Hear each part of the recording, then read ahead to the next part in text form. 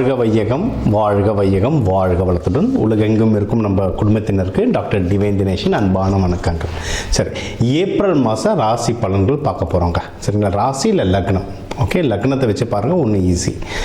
இப்போ லக்னம்னா உங்கள் கட்டத்தில் லா எங்கே போட்டிருக்குன்னு பாருங்கள், அதுதான் லக்னம். அது ஒன்றும் பர்ஃபெக்டாக வேலை செய்யும். அதை வச்சு பார்க்கும்போது ஒன்றும் பர்ஃபெக்டாக வேலை செய்யும். சரி, இந்த ஏப்ரல் மாதம் என்னென்ன சிறப்பு? ஏப்ரல் தான் தமிழர்களுக்கான மந்த்தே. ஏன்னா நம்ம தமிழ் புத்தாண்டு ஏப்ரல் 16. நம்மளுக்கு வந்து இந்த சித்திரை அப்படின்றது தான் ஒரு புத்தாண்டாகவே ஆரம்பிக்கிறது. ஸோ ஏப்ரல் புனிதமான மாதம் நம்மளுக்கு ஒன்று. இன்னொன்று சித்ரா பௌர்ணமி வருது, சித்திரகுப்தர். சித்தர்களுடைய நிறைய ஆசீர்வாதம் வாங்கணும்னா சித்ரா பௌர்ணமி. சித்திரை திருவிழா, மதுரை குலுங்கன்ற மாதிரி ஃபுல் சித்திரை திருவிழா வருது. ஸோ இந்த ஏப்ரல் மாதம் வந்து ஒரு புனிதமான மாதம். ஓகேங்களா? இந்த புனிதமான மாதத்தில் நம்ம ராசிக்கு எந்தெந்த விஷயங்கள்லாம் ரொம்ப சாதகமாக இருக்குது, எதுலலாம் நல்ல வாழ்க்கையில் முன்னேறலாம், வேறு எந்தெந்த விஷயத்தில் நான் கொஞ்சம் கவனமாக இருக்கணும், என்னென்ன வழிபாடுகள் பண்ணணும் அப்படின்றத நம்ம ஒவ்வொன்றா பார்த்துட்டு வருவோம். இது கூடவே இந்த பண்டிகைகள், இந்த முக்கியமான நாட்கள், இந்த பௌர்ணமி, அமாவாசை இதையும் கலந்து சொல்கிறேன். அதுக்கேற்ற வழிபாடுகள் பண்ணிட்டு வர இந்த ஏப்ரல் மாதம் நம்மளுக்கு ஒரு சிறப்பான மாதமாக அமையும். துலாம் ராசி, துலாம் லக்னக்காரங்களுக்கு இப்படி இருக்குது. குரு உங்களை 5ஆம் பார்வையாக பார்த்துட்டு இருக்காருங்க. அதனால் டைம்லாம் வந்து ரொம்ப சூப்பராக இருக்கும். சரிங்களா? டைம் ரொம்ப நல்லா இருக்குது. நீங்கள் வந்து ஏதாவது இன்வெஸ்ட்மெண்ட் பண்ணுறீங்கன்னா தாராளமாக பண்ணுங்கள். இன்வெஸ்ட்மெண்ட் பண்ணுறதுக்கு நல்ல டைம் இது. ஜென்ரலாக உங்களுக்கு வந்து துலாம் ராசிக்காரங்களுக்கு வந்து எதனா வண்டி வாங்கினாலும் நல்ல அழகாக சூப்பராக வாங்கணும்னு சொல்லுவாங்க. வீடு வாங்கினாலும் சில பேர் வந்து ஒரு 4 செவுரு இருந்தால் போதும் அப்படின்னு சில பேர் கட்டுவாங்க. சில பேர் வந்து இருக்கிற 4 செவரை ரசித்து சின்னதாக இருந்தாலும் ரொம்ப அழகாக கட்டுவாங்க. அது யாருன்னா துலாம். நம்மளுக்கு அந்த சுக்கிரன் வந்து நல்லா தெரியும். எனக்கு தெரிஞ்ச வீட்டில் ஒரு சிங்கிள் பிஹெச்கே தான் கட்டினாங்க. ஆனால் உள்ளே வந்தால் அது ஒரு மாளிகை மாதிரி அதை உள்ளே பண்ணியிருந்தாங்க. இந்த ஃபால் சீலிங்லாம் போட்டதெல்லாம் என்னென்னா அவங்க வீட்டில் வந்து துலாம் ராசிக்காரங்க, அவங்க சுக்கிரன் வந்து செம ஸ்ட்ராங்காக இருக்கும். சரிங்களா? அந்த மாதிரி நீங்கள் ரசித்து பண்ணலாம். வீடு கட்டும் போது யார்கிட்ட பணம் கொடுக்குறோம், யார்கிட்ட பணம் வாங்குகிறோம், அதை கொஞ்சம் தெளிவாக பார்த்துக்கோங்க. ஏன்னா இன்வெஸ்ட்மெண்ட் நீங்கள் பண்ணும்போது தேவையில்லாத சில குழப்பங்கள் வர சான்சஸ் இருக்குது. ஏன்னா இல்லை ராகு இருக்குது, சனி பகவானுடைய தாக்கம் இருக்கிறதுனால சில குழப்பங்கள் வர சான்சஸ் இருக்குது. அதனால் அதை மட்டும் பார்த்துக்கிட்டிங்கன்னா இன்வெஸ்ட்மெண்ட்டான அமைப்பு வந்து உங்களுக்கு சூப்பராக அமையும். இது இன்னொன்று, இப்போ இந்த இன்வெஸ்ட்மெண்ட்டுக்கே நீங்கள் எதாவது முயற்சி பண்ணுறீங்க, முயற்சி உங்களுக்கு பயங்கரமாக முயற்சி திருவினையாக்கணும். உங்களுக்கு தான் அது முயற்சி வந்து சூப்பராக வேலை செய்யும். நீங்கள் இப்போ ஒரு வீடு வாங்கணும்னு தேடி போகிறீங்கன்னா அது சம்மந்தமாக நிறைய பேர் உங்ககிட்ட ஏதாவது அங்கே ஒன்று இருக்குது, இங்கே ஒன்று இருக்குது பாரு, இங்கே ஒரு ஆஃபர் வந்துருக்கு பாருன்னு சொல்லிக்கிட்டே இருப்பாங்க. நீங்கள் வண்டி வாங்குறீங்கன்னா ஃப்ரெண்ட்ஸ் யாருன்னா வந்துட்டு இங்கே தான் நான் ஒரு வண்டி வாங்கினா சூப்பராக இருக்கலாம், தெரிஞ்ச அண்ணன் அந்த ஆஃபர் போய்ட்டு ஏதாவது ஒரு ரெஃபரன்ஸ் வரும், ட்ரை பண்ணி பாருங்கள். நீங்கள் ஒரு முயற்சின்னு எடுத்து வைக்கிறேன்னு ஹெல்ப் ஆகும். நீங்கள் புதுசாக வேலைக்கு கூட இப்போ இது வந்து நிறைய பேர் accountants, CAs, banking sector, finance sector, media, அதுக்கப்புறம் அப்பேரல்ஸ், துணி, இந்த செக்டர்ஸ்லாம் நிறைய பேர் இருப்பாங்க. உங்கள் துறையில் என்டர் ஆகணும்னு நினைக்கிறவங்களும் சரி, இல்லைன்னா நான் வேறு துறையில் மாட்டிக்கிட்டேன் சார், இந்த என்னோடய துறை உள்ள நான் திரும்பி வரணும்னு நினைக்கிறவங்களாம் இருந்தால் சரி, உங்களுக்கு வந்து வளர்கிறதுக்கு இது ஒரு செமையான ஆப்பர்ச்சுனிட்டியாக இருக்கும். தாராளமாக நீங்கள் வந்து ட்ரை பண்ணலாம். நீங்கள் எடுக்கிற முயற்சிகள் வந்து சக்ஸஸ் ஆகும். சரிங்களா?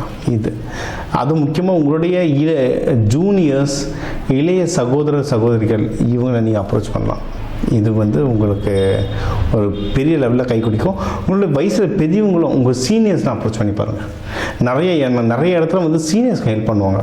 அவங்க இன்னொரு கம்பெனி ஜம்ப் பண்ணியிருப்பாங்க, அவங்ககிட்ட பேசும்போது அவங்க உங்களை ரெஃபர் பண்ணுவாங்க. அந்த சீனியர்ஸை பிடிங்க. சீனியர்ஸாக சில டீம் உள்ளே இருக்கிறவங்க இருந்தாங்க, மேனேஜர் நம்மளாம் அடிச்சுப்போம், வெளியே போய்ட்டு அவங்களும் ஜாலி ஆகிடுவாங்க. எல்லா மனுஷனும் தானே, அவங்ககிட்ட ரெஃபரன்ஸ் கேளுங்க, அதுவும் கிடைக்கும். நல்ல மேனேஜராக இருந்தால் கேளுங்க, இல்லைன்னா திருப்பி போய் அவங்ககிட்ட மாட்டிக்க வேணாம். ஸோ அது வந்து ட்ரை பண்ணி பாருங்கள். இன்னொன்று, பணம் நல்லா கையில் நிற்கும். உங்களுக்கு வந்து எப்படின்னா பணம் கையில் நல்லா வரும், கூட நல்ல செலவு வரும். ஏன்னா 12 சனி இருக்கார், 2ல் குரு உள்ளே வந்துடுவார். உங்களுக்கு சீக்கிரம் இப்போ குரு உள்ளே வந்துடுவார்.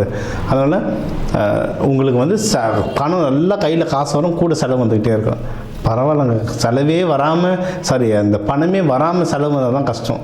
பணம் வரதில்லை, அதனால் மேனேஜ் பண்ணிக்கலாம், ஒன்றும் பிரச்சனை கிடையாது. ஸோ பணம் நல்லா வரும். குடும்பத்தில் வந்து ஒரு நல்ல ஹாப்பினஸ் இருக்கும். நீங்கள் வந்து குடும்பத்தோட வெளியே ட்ராவலிங் தாராளமாக பண்ணலாங்க. குலதெய்வம் கோவில் போயிட்டு வர்றதோ, ஏதாவது ஒரு டூர் போயிட்டு வர்றதோ. துலாம் வந்து டூர் போகிறதுக்கு ரொம்ப ஆசைப்படும் துலாம். டூர் தாராளமாக நீங்கள் போயிட்டு வரலாம். நல்ல வசதி வாய்ப்புகள் இருந்தால் வெளிநாடு டூரும் நீங்கள் போயிட்டு வரலாம், தாராளமாக போயிட்டு வரலாம்.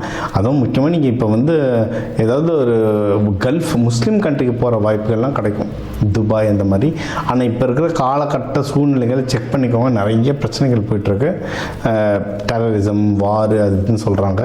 உங்களுக்கு வந்து கரெக்டாக இருக்கையிலாங்க, எனக்கு ஒரு பிஸ்னஸ் இருக்குது, நான் போயிட்டு அப்படியே பிஸ்னஸை பார்த்து இதுவும் வர போகிறேன்னா தாராளமாக ட்ராவல் பண்ணலாம், சூப்பராக இருக்க டைம். சரிங்களா?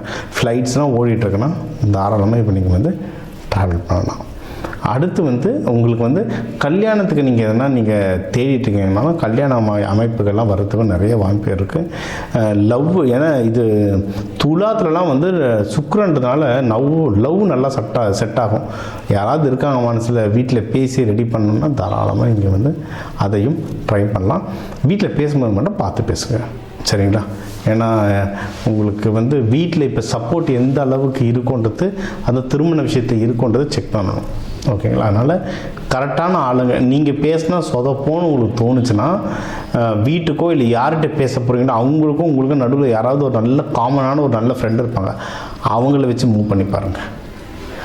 வேணும்னா ஜாதகம் கொடுத்தா எந்த மாதிரி பேர் அமைப்புகள்னு பார்த்து சொல்லலாம். இப்போ ஒரு ஜாதகத்தில் வந்து நம்ம எடுத்தோம்னா ஒய்ஃப் இல்லை ஹஸ்பண்டு பேர் இப்படி அமையும் அப்படின்னு சொல்லலாம்.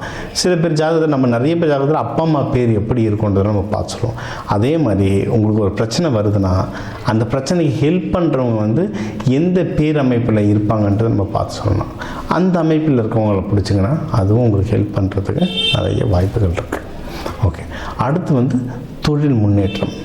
தொழில் முன்னேற்றத்துக்கும் எக்கச்சக்கமாக வாய்ப்பு இருக்குது. நீங்கள் வந்து தாராளமாக தொழில் நல்லா வளரும், ப்ராஃபிட்டை தான் ஜாகிரதையாக இருக்கணும், சரிங்களா? இப்போ நிறைய ஸ்டார்ட் அப் கம்பெனிஸ்லாம் பார்த்திங்கன்னா 1000 கோடி 2000 கோடின்னுவாங்க. என்ன ப்ராஃபிட்டுன்னு பார்த்திங்கன்னா மைனஸில் போய்ட்டுருக்கும். அதெல்லாம் இன்னும் தொழில் வளரும், ப்ராஃபிட் கம்மியாக இருக்கும், சரியா? அந்த நிலமையில் தான் இருப்பீங்க. பரவாயில்ல, இதை வந்து உங்களுக்கு சாதகமாக மாற்றுங்க. என்னென்னா ப்ராஃபிட்டை பற்றி ரொம்ப கஷ்டப்படாமல் தொழிலை எக்ஸ்பேண்ட் பண்ணுறதுல இருக்கு. அதுவும் வெளிநாடு எக்ஸ்பேண்ட், அதாவது எப்படியும் ப்ராஃபிட் பெருசாக வராது, நீங்கள் எதுவுமே பண்ணலனாலும் ப்ராஃபிட் குறைய போகுது.